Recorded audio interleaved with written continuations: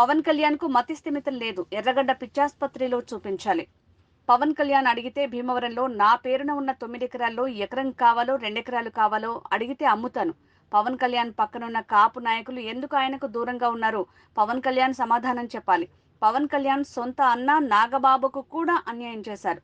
అందుకే Nagababu phone switch off చేశారు. నిన్న పవన్ కళ్యాణ్ గారు ఆ పార్టీ నాయకులను ఉద్దేశించి మాట్లాడుతూ ఒక గ్రంథి శ్రీనివాస్ రౌడీ అని, గోండా అని, లేదంటే భీమవరం నుంచి తరిమి కొట్టేయాలని చెప్పి ఆయన మాట్లాడింది చూస్తే కనుక నాకు ఆశ్చర్యం వేసింది. చాలా చిత్రంగా ఉంది ఆయన వ్యవహార శైలి కానీ, ఆయన మానసిక స్థితి కానీ చూస్తుంటే కనుక చాలా చాలా ఆశ్చర్యంగా ఉంది. జగన్మోహన్ రెడ్డి గారు ఒక గోండా అని, రౌడీ అని, అలాగే భీమవరం ఎమ్మెల్యే గోండా అని, రౌడీ అని, జగన్ గారిని అలాగే నన్ను ఈ విమర్శించడం చూస్తూ ఉంటే కనుక చాలా ఆశ్చర్యంగా ఉంది. ఇంకా జగన్మోహన్ రెడ్డి గారి మీద అయితే కనుక ఇంకా ఫస్ట్ నుంచి చూస్తున్నాం, ఆయన మీద ఎందుకో మరి ఆయనకి అంత ఈర్ష్య, ద్వేషము, అసూయ అనేది ఈ రాష్ట్ర ప్రజలందరికీ కూడా $1 మిలియన్ క్వశ్చన్ కింద ఉంది. ఎందుకంటే ఎందుకు ఆయన మీద ఆ ద్వేషం, ఆయన మీద ఎందుకో ఈర్ష్య, అసూయ. ఎప్పుడు చూసినా కూడా జగన్ గారి గురించి విమర్శలు చేయడం, అది ఇంక ప్రజలకి ఈయన మెంటల్ ఇన్బ్యాలెన్స్ గురించి అర్థమైపోయింది. ఇక నా గురించి మాట్లాడింది అయితే చాలా విచిత్రంగా ఉంది. కిందటి నెల 21వ తారీఖుని భీమవరం వచ్చాడు ఆయన. అలాగే జనసేన పార్టీకి సంబంధించిన నాయకులతోటి, కార్యకర్తలతోటి, అందరితోటి సమావేశం అయ్యాడు ఆయన. సమావేశం అయిన తర్వాత ఆ కార్యకర్తలను ఉద్దేశించి ఆయన ఏం మాట్లాడాడు?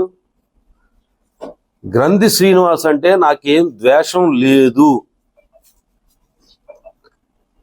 గ్రంథి శ్రీనివాస్ అంటే నాకేం ద్వేషం లేదు అని మాట్లాడాడు. నెల రోజులు కూడా పూర్తి కాల. అరే నిన్న హైదరాబాద్లో చూస్తే అతను గోండా అని, గ్రంథి శ్రీనివాస్ గోండా, రౌడీ.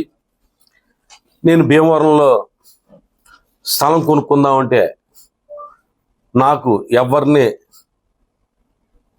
అమ్మనివ్వకుండా చేశాడని భయభ్రాంతులు అయిపోయారని, భీమవరంలో ప్రపంచ కోటీశ్వరులు ఉన్నారని, ప్రపంచ కోటీశ్వరులు అందరూ వివరాన్ని ఎందుకున్నారు అసలు?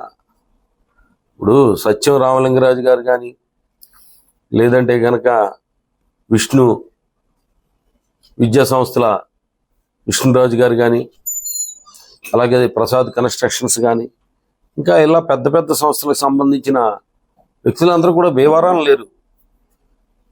వాళ్ళు హైదరాబాద్లో కానీ, యుఎస్లో కానీ, ఇతర ప్రాంతాల్లో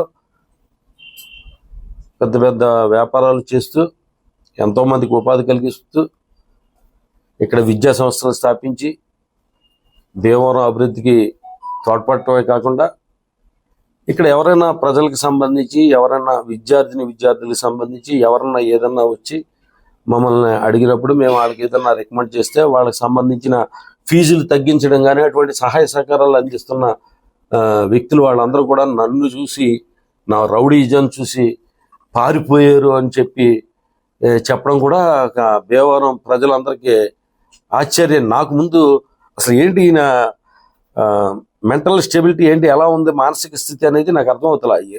కిందటి నెల 21వ తారీఖు నుంచి గ్రంథి శ్రీనివాస్ అంటే నాకు ఎటువంటి ద్వేషం లేదన్న వ్యక్తి నిన్న ఎంత విద్వేషపూరితంగా,